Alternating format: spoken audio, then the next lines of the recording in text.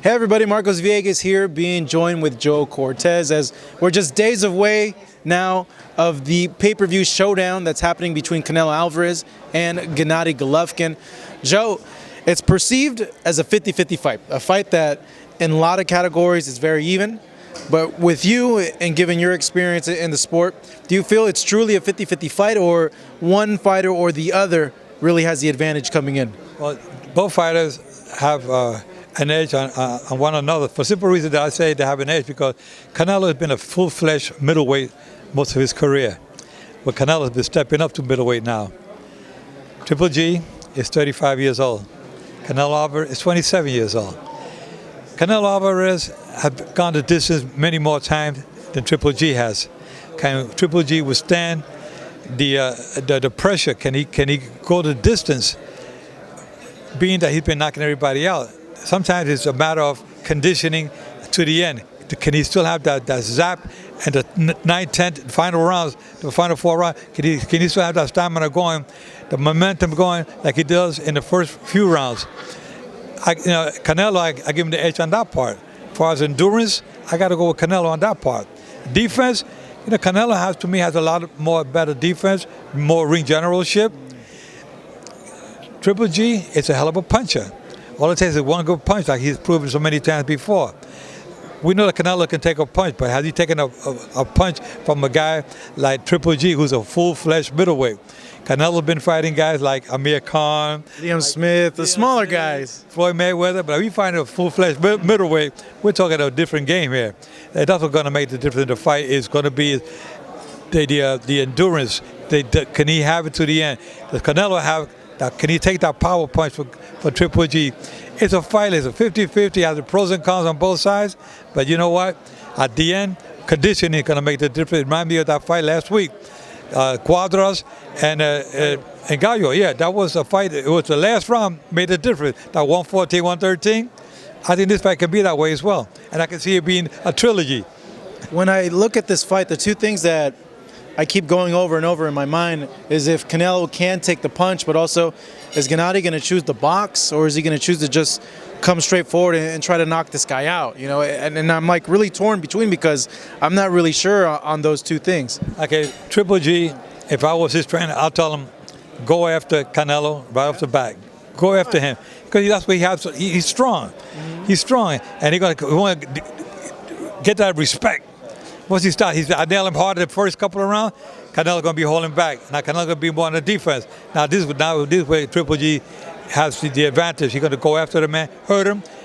Canelo say, "Oh my God, I never been hit so hard like this."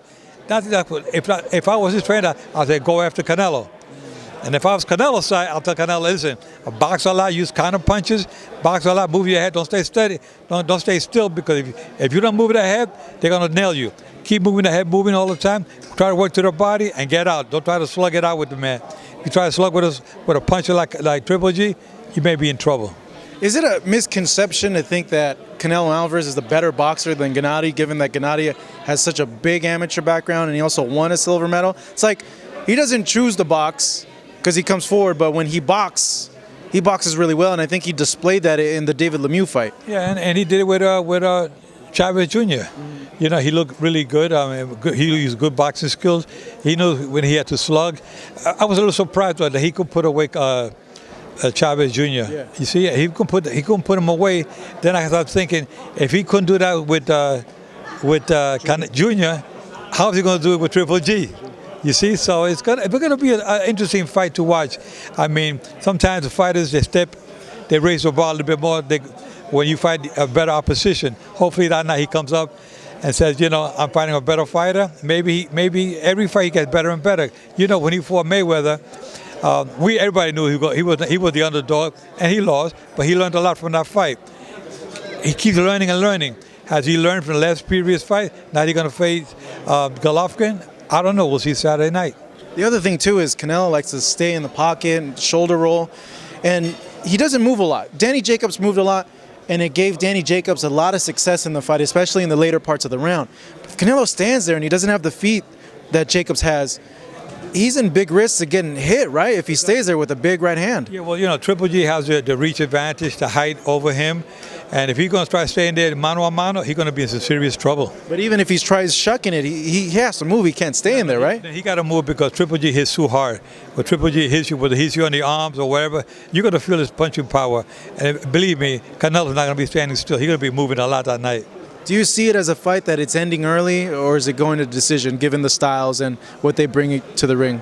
I believe this fight can go a decision, but if there's going to be a knockout, it'll definitely be by Golovkin. And what are you expecting? What's your official pick here, Joe? I tell you, it's going to be really close. It's hard, right? It's hard for me to pick. But I'm kind of leaning a little bit towards Canelo because of the speed that he has and the boxing skills. And I think he has the more stamina. So I think it's all about conditioning at the end, at the later rounds. And I think Canelo's going to have that. Aren't you glad that it's back to normal now? No more like hyper attention on you, given what happened with the Mayweather-McGregor fight. Yeah. Like everything's like calmed down now. Yeah. Well, I was involved with McGregor. It was exciting, training him on the rules on boxing.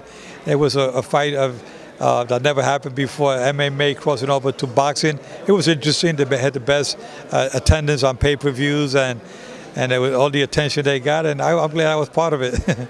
Do you think it did well for boxing in terms of the momentum carrying over to this fight? Because talking to my fans, I have my fans. I don't have any fans. I have one fan. That's my mom. Okay, there we go. Joe, number two, fan number two. No, talking to my friends, a lot of which are casual fans, a majority of which are MMA fans, they were extremely happy with the fight. They had nothing bad to say about it. And they said, if boxing fights were like this, I'd watch boxing more. And right away I told them, you need to watch this fight. You need to watch this fight with Canelo and Golovkin. But do you feel that in the end, it actually did a lot of good for boxing? I think so because, like you said, a lot of MMA fans now got introduced to boxing, and 40% of the MMA fans happen to be females.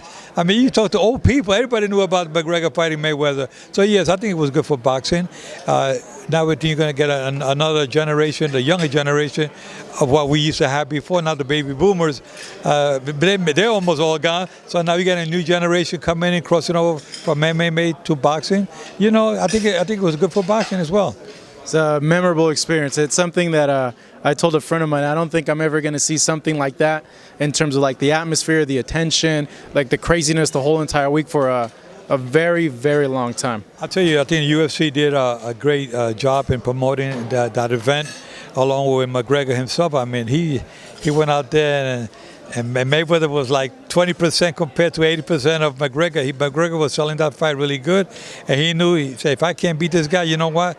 I'm gonna beat myself with the money in the bank. I'm gonna make all the money I can. He says, I'm gonna do everything I can to make sure I sell it. He sold it real good. People believed in him. At the end, they say, wow, I hope he can fight as good as he can talk, because he did a perfect job with that fight. All right, Joe, thank you so much. I really appreciate it. Here with Joe Cortez as we're closing up this interview in Las Vegas this weekend. Saturday, September 16th, Canelo Alvarez taking on Gennady Golovkin.